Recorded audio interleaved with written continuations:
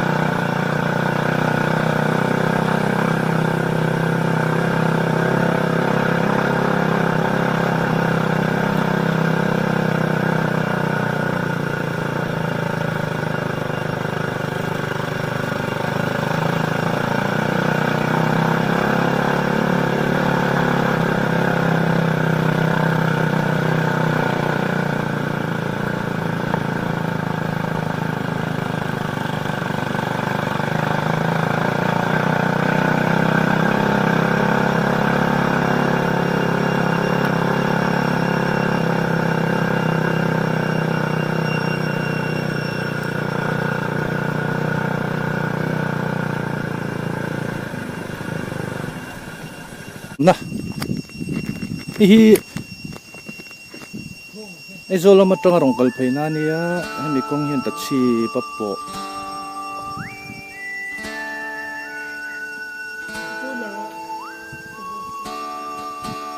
ta chi papo si menian chuna tun ma jon fur lai na kal theilo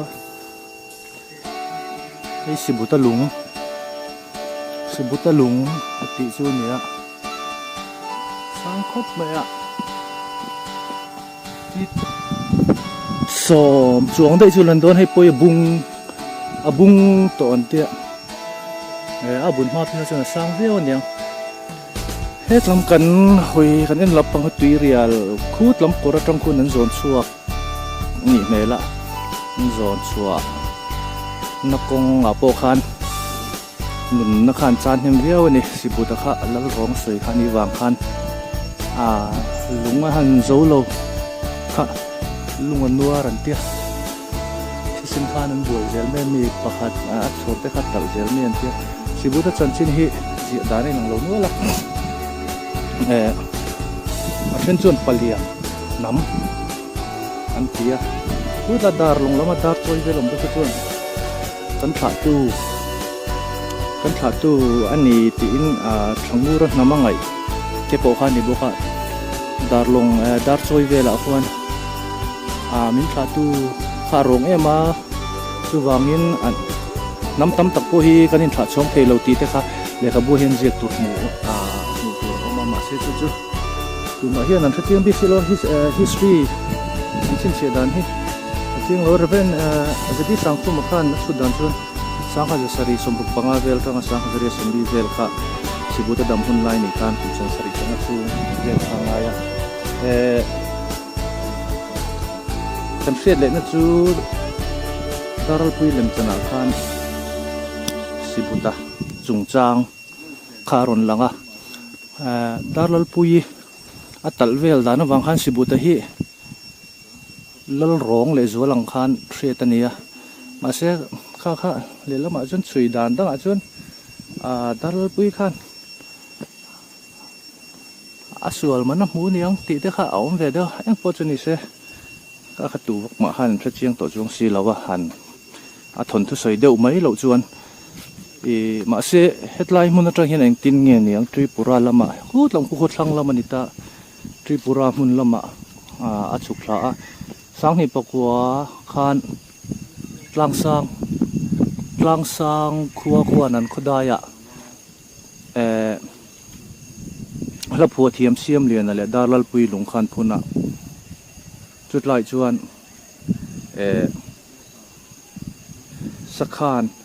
sakhan ti pui hemi sakhan hi darlal pui atal na mun khani ti te kha le la te pe chuan sakhan tlang hi lamang ke en ka toy dar ngoi sia langat luk na ti te han nu phua te kha mu tur oma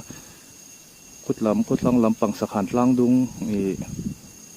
Tripura lam nai kutlai vel khu chet lat na ni om tak khan yama se hre thiam har khop me poni se mizolal ming thang kha chu ni ve rim hrimani hi alem ni om ve de tak chu ni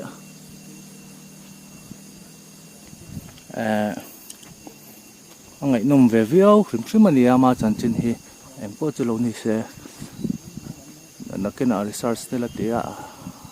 la chui tak la po la ni ve ma na hetlai kong hi chawa ta chi pa po a tai chuan an hing thang kap le thon tu po khan hetlai mun vel hi setting sa khan lak ve a tu ma chuan ko chua ngem ni don ni tin ngem ni man don ni tlai vel hi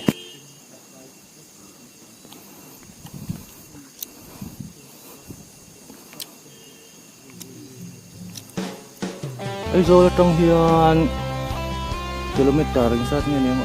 sum thum vel mai vel ni ngem kon soi ti kilometer anai viau ni lat lo tan chuan tlam tong pun ron plan chonga tian atlo tia plan tlang chowa ta chi pa kap le lung an tlo le ka rem chang viau ni hetlai hi historical site kan nei that ve tak ai zol tong dai nai te si eng mo wang lat lo kanom chun tlo Brazil ha ul samani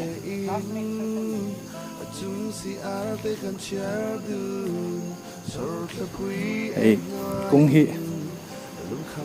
alon hiawa yan bike te pon plan tlanga hi mak pusang ka wani mel ve la hian kai to uma la hian bu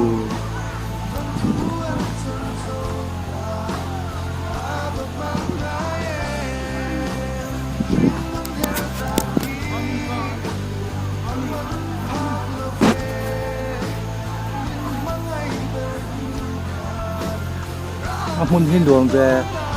sat lai pe chuan dai ve wang a